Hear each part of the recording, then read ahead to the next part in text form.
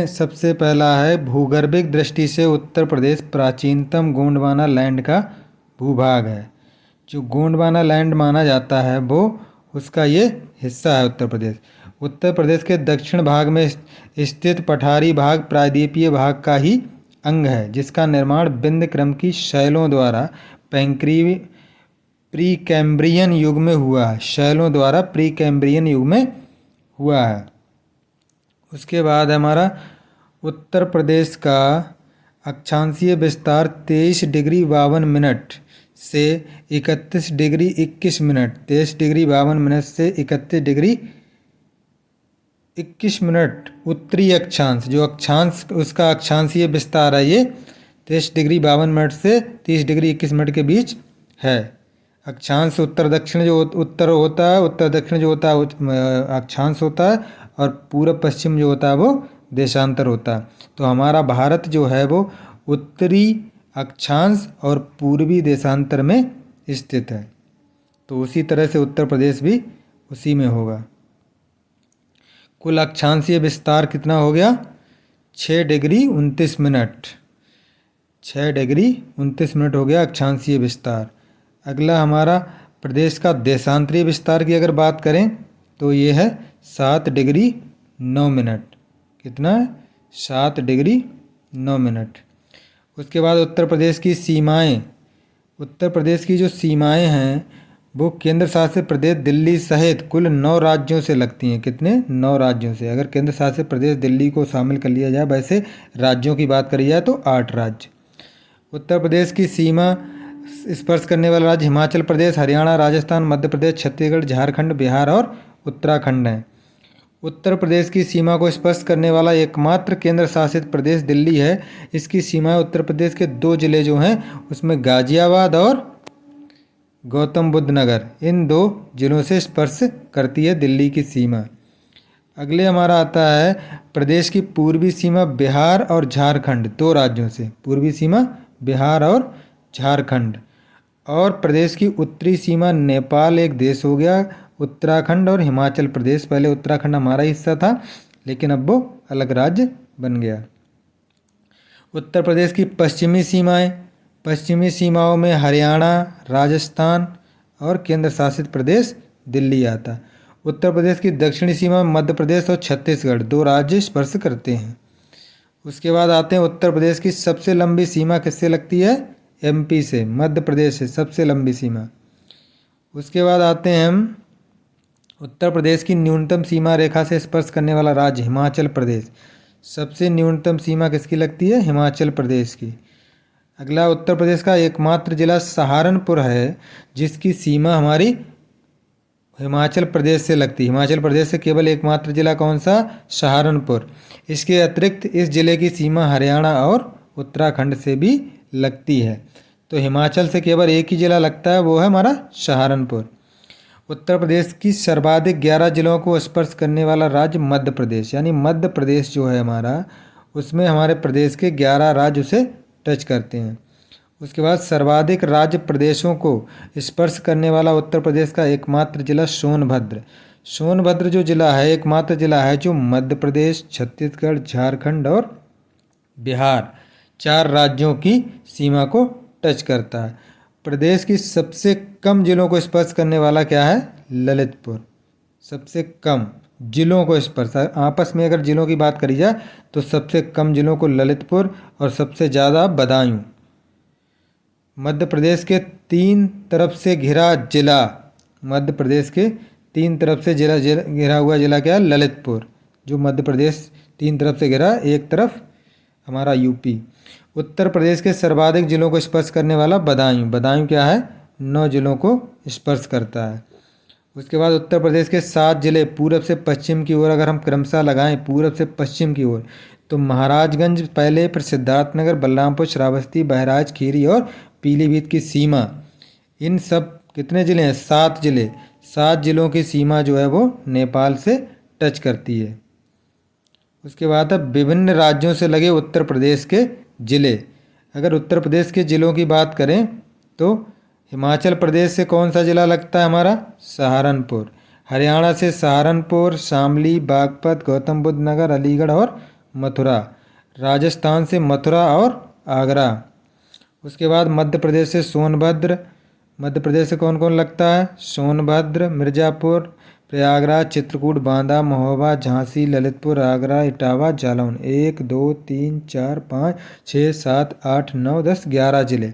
और छत्तीसगढ़ से मात्र सोनभद्र। झारखंड से भी मात्र सोनभद्र। अब आते हैं बिहार पे। बिहार में किससे लगता है? महाराजगंज, कुशीनगर, देवरिया, बलिया, गाजीपुर, चंदौली, सोनभद्र। सहारनपुर उत्तराखंड से कौन कौन लगता है? सहारनपुर लगता है, मुजफ्फरनगर, बिजनौर, मुरादाबाद, रामपुर, बरेली और पीलीभीत लगता है। केंद्र शासित प्रदेश दिल्ली, गाजियाबाद और गौतम बुद्ध नगर। जो हमारा केंद्र शासित प्रदेश है उससे कौन कौन लगते हैं? 2 जिले, दिल्ली का गाजियाबाद और गौतम बुद्ध नगर 2 जिले लगते हैं।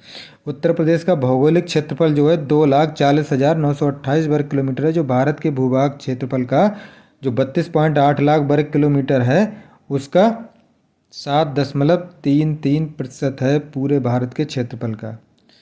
पूरब से पश्चिम तक इसकी लंबाई 650 किलोमीटर और उत्तर से दक्षिण तक हमारे प्रदेश की जो उत्तर प्रदेश की चौड़ाई जो है 240 किलोमीटर। क्षेत्रफल की दृष्टि से उत्तर प्रदेश जो है भारत का चौथा स्थान रखता है क्षेत्रफल की दृष्टि से। इससे बड़े कौन है? राजस्थान, मध्य प्रदेश और कौन है? महाराष्ट्र।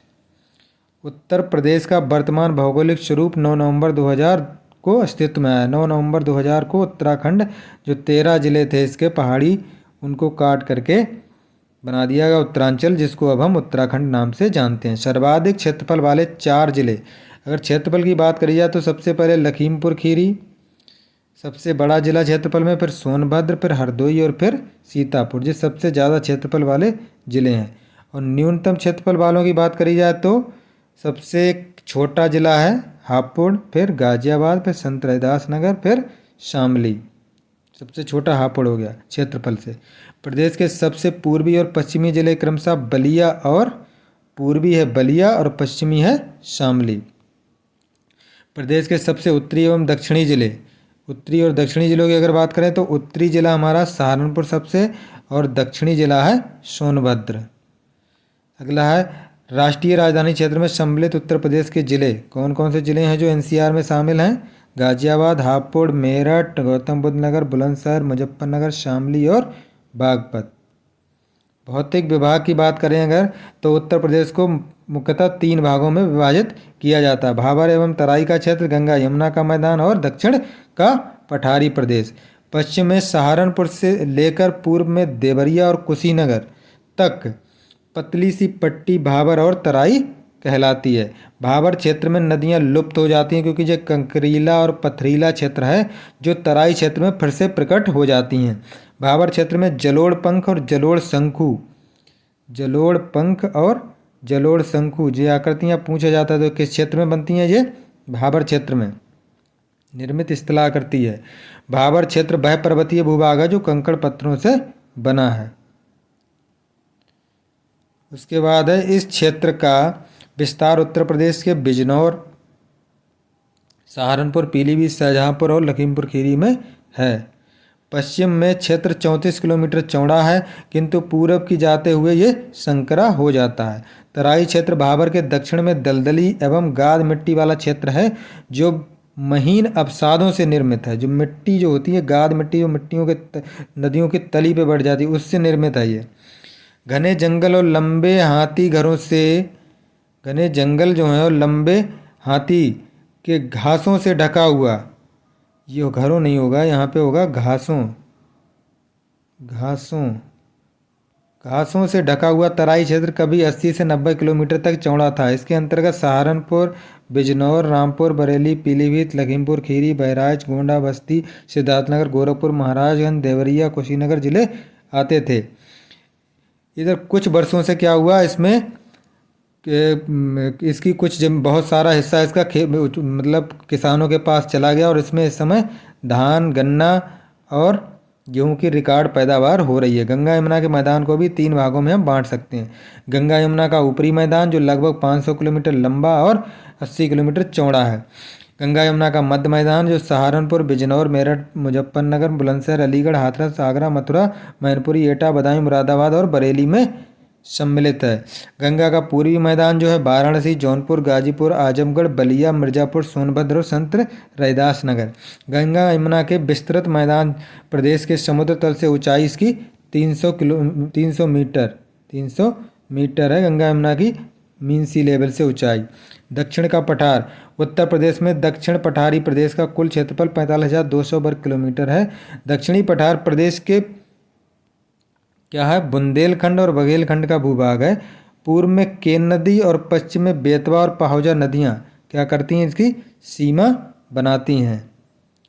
और इसके अंतर्गत झांसी, जालौन, हमीरपुर, महोबा, चित्रकूट, ललितपुर और बांदा जिले आते हैं। प्रयागराज जिले की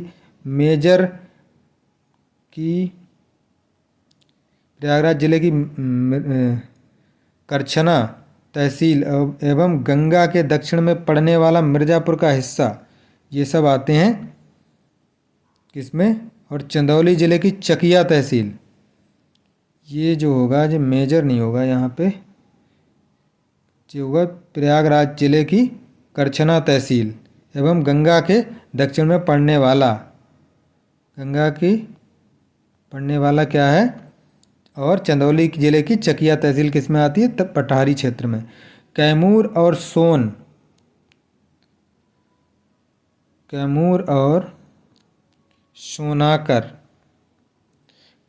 सोनाकर की पहाड़ियाँ इसी क्षेत्र में स्थित हैं।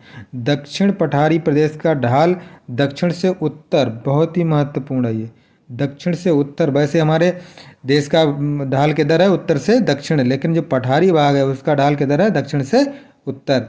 दक्षिण पठारी प्रदेश की प्रमुख नदियाँ चंबल, बेतवा, केन, सोन और टोंस हैं। कम वर्षा के कारण इस पठारी क्षेत्र में वृक्ष वनस्पतियाँ छोटी रह जाती हैं और यहाँ की मुख्य फसलें ज्वार, तिलहन, चना और गेहूँ हैं।